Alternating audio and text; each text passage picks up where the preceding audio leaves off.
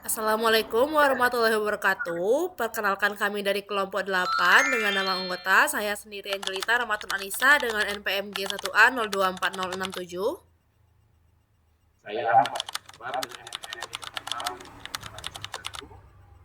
Saya Dwi Juliani dengan NPM G1A 024084. Baiklah, di sini kami akan membahas SQL, DDL, DML, dan join tentang pet shop. Selamat menyaksikan. Baiklah, saya Dwi Juliani. Di sini saya akan menjelaskan DDL dari kode yang telah kami buat, yang berisikan membuat database, membuat table, beberapa constraint, index, alter, serta drop. Di sini saya langsung saja menjelaskan kodenya satu persatu, dimulai dari create database. Di sini kita akan membuat database yang terlebih dahulu dengan judul pet shop. Pet shop ini sendiri yaitu tema yang akan kami angkat. Selanjutnya di sini ada use pet shop. Ini digunakan untuk kita mengaktifkan database-nya.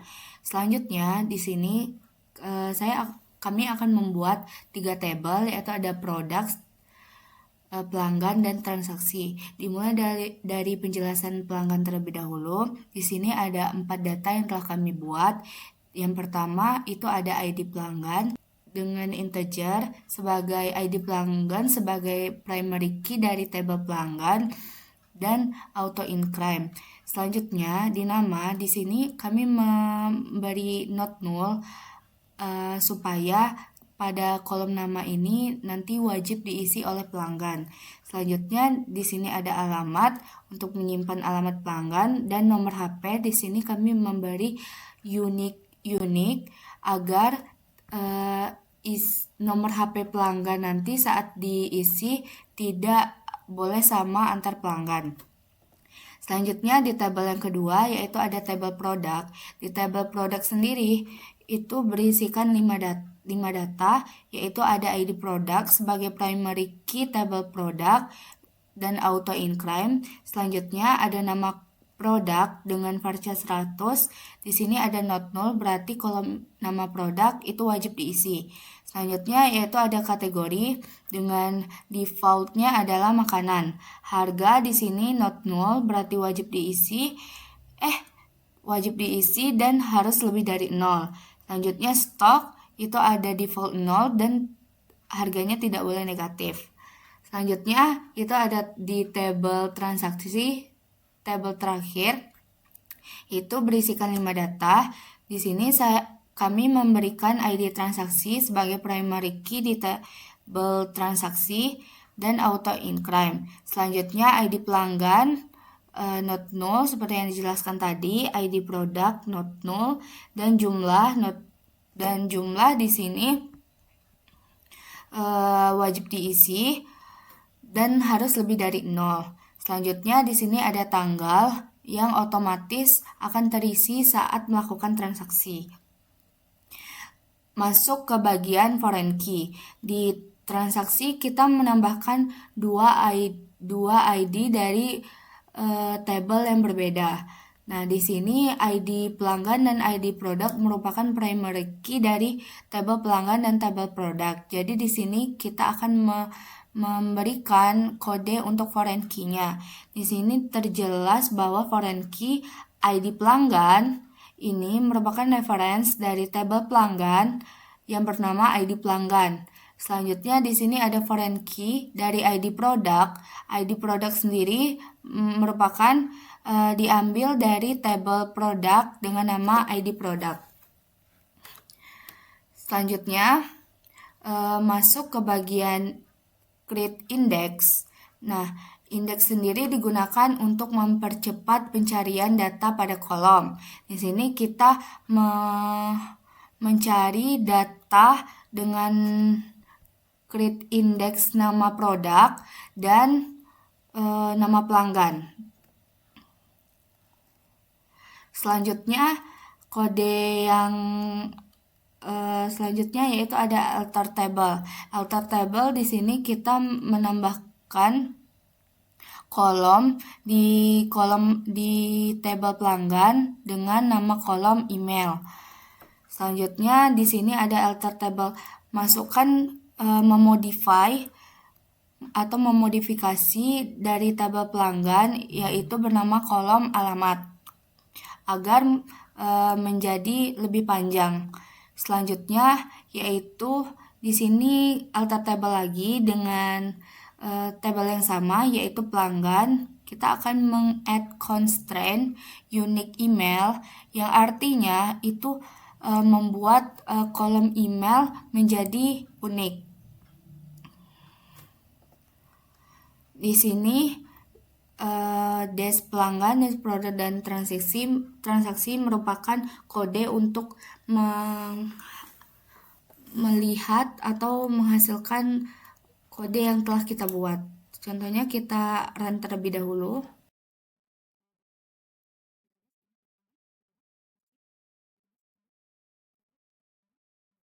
Kita memuncul des untuk pelanggan, akan terlihat hasil dari kode yang telah kita buat.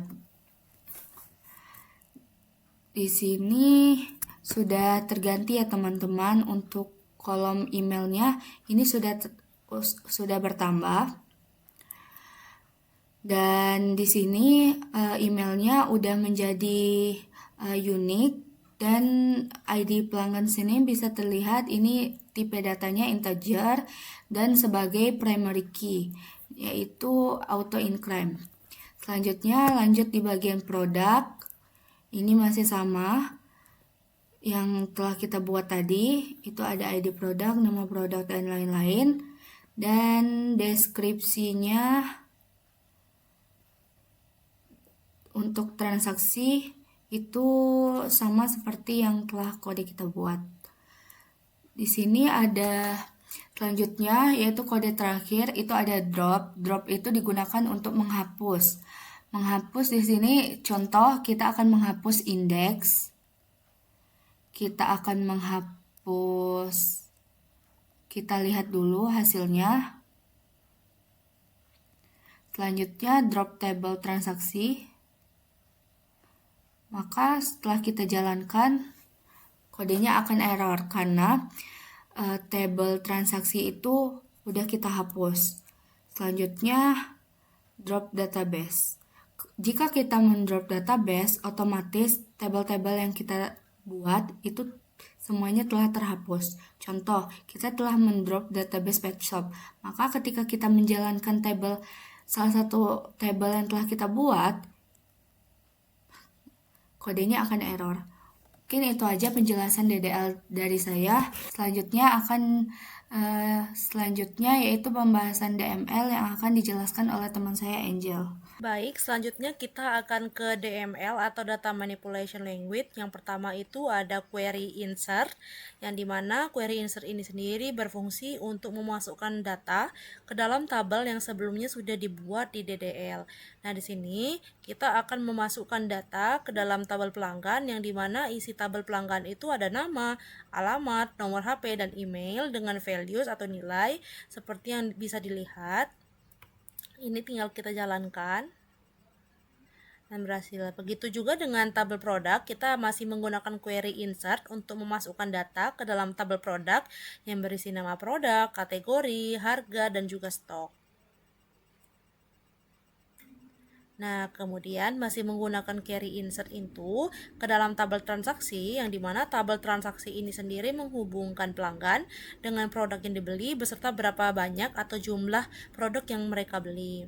Kemudian selain insert di DML sendiri itu ada query select, yang dimana fungsinya itu untuk menyeleksi atau memilih memilih tabel yang akan nantinya itu menampilkan isi tabel yang kita pilih. Seperti ini contohnya, kita ada select bintang from pelanggan, yang bintang ini sendiri bisa diartikan dengan all atau semua, yang from ini artinya dari, dan pelanggan itu nama tabelnya. Jadi kita akan memanggil tabel semua isi tabel pelanggan.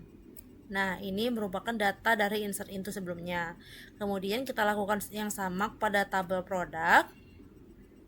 Ini hasilnya. Dan juga kita bisa kombinasikan fungsi select all from ini menggunakan query order by, yang dimana order by sendiri ini untuk mengurutkan. Nah, di sini dalam kasus ini kita akan mengurutkan harga dari tabel produk secara ascending. Nah, untuk order by sendiri itu ada dua tahapan, yaitu ascending dan juga descending, di mana ascending itu dari harga termurah ke termahal, descending itu kebalikannya dari harga termahal dan termurah. Jadi dengan query ini kita bisa tahu dari tabel produk yang mana nih dari harga termurahnya. Ternyata mainan bola kucing. Nah, kalau kita ingin tahu harga termahalnya, kita bisa melihat dari tabel descending. Ternyata kandang besar merupakan yang paling mahal dan mainan bola kucing tadi itu yang termurah.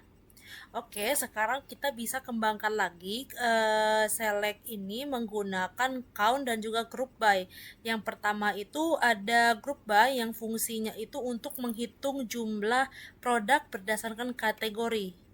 Nah, dan juga ada count yang fungsinya untuk menghitung jumlah data pada setiap kategori tersebut.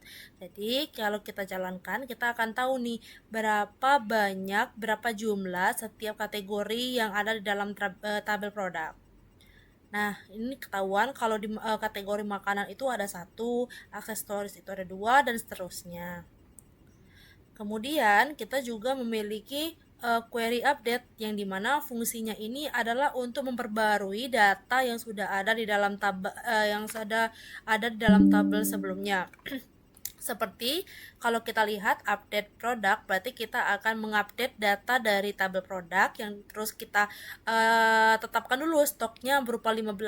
Nah, sekarang kita tetapkan kondisinya di mana produk keberapa yang ingin stoknya berubah menjadi 15. Di sini kita tetapkan ID produk 1 sehingga nanti ID produk 1 akan menjadi 15 stoknya apabila kita panggil menggunakan select all from product. Nah, sebelumnya itu stoknya ada 20, setelah update akan menjadi 15. Nah, kemudian ada kebalikan dari update atau query kita yang terakhir untuk DML ini sendiri adalah query delete, yang dimana fungsi delete ini adalah menghapus data dari tabel. Nah, di sini kita akan menghapus data dari tabel pelanggan dan kita tetapkan dulu kondisinya di mana data dengan ID pelanggan 5. Jadi apabila kita jalankan dan kita lihat select all from pelanggan, maka user dengan ID pelanggan 5 sudah tidak ada. Baik, selanjutnya akan saya serahkan kepada teman saya. Baik, di sini saya akan menjelaskan penggunaan join pada database kami, yaitu database pet shop. Jadi pada database ini terdapat 3 tabel utama yang saling berhubungan, yaitu adalah tabel pelanggan, tabel produk, tabel transaksi. Kemudian di tabel transaksi ini menjadi penghubung karena itu terdapat foreign key, di mana ID pelanggan dan juga ID produk. Jadi pada pembahasan ini saya akan menjelaskan 4 join yang digunakan, yaitu adalah inner join, left join, right join, dan juga full join. Yang pertama adalah inner join. Bisa dilihat pada bagian inner join. Pada bagian select itu kita bisa melihat data yang akan ingin ditampilkan, itu adalah ID transaksi, nama pelanggan, nama produk, jumlah pembelian, dan juga tanggal transaksi. Kemudian pada bagian from transaksi, tabel transaksi itu dijadikan tabel utama karena tabel ini itu menyimpan data pembelian. Kemudian penggunaan inner join pelanggan itu untuk menghubungkan tabel transaksi dengan tabel pelanggan menggunakan ID pelanggan. Kemudian dilakukan inner join produk untuk menghubungkan tabel transaksi dengan tabel produk menggunakan ID produk. Jadi karena menggunakan inner join, jadi data yang ditampilkan itu adalah data yang memiliki pasangan di semua tabel yang akan ditampilkan. Mari kita coba run. Bisa dilihat outputnya.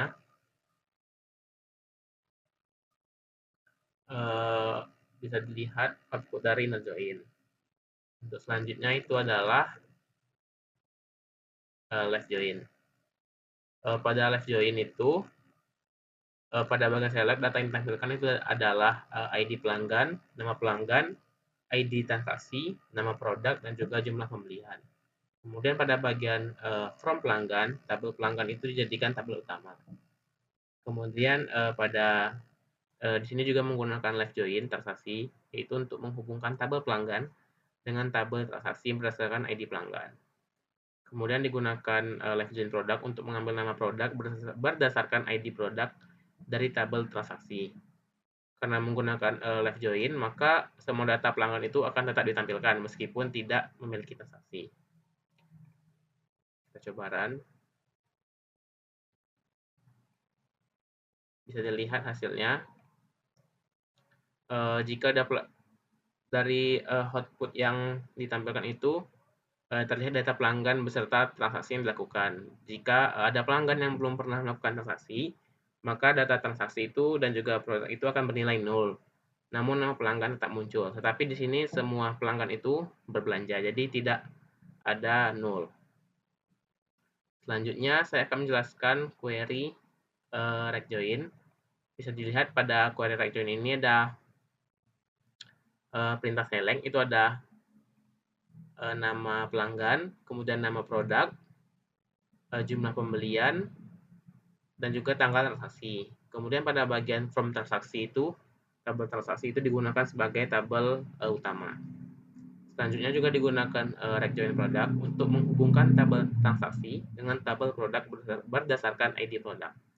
Karena menggunakan rect join, maka semua dari data tabel itu akan tetap ditampilkan meskipun belum pernah memiliki transaksi. Lalu digunakan left join pelanggan untuk mengambil nama pelanggan berdasarkan ID pelanggan dari tabel transaksi. Mari kita coba run.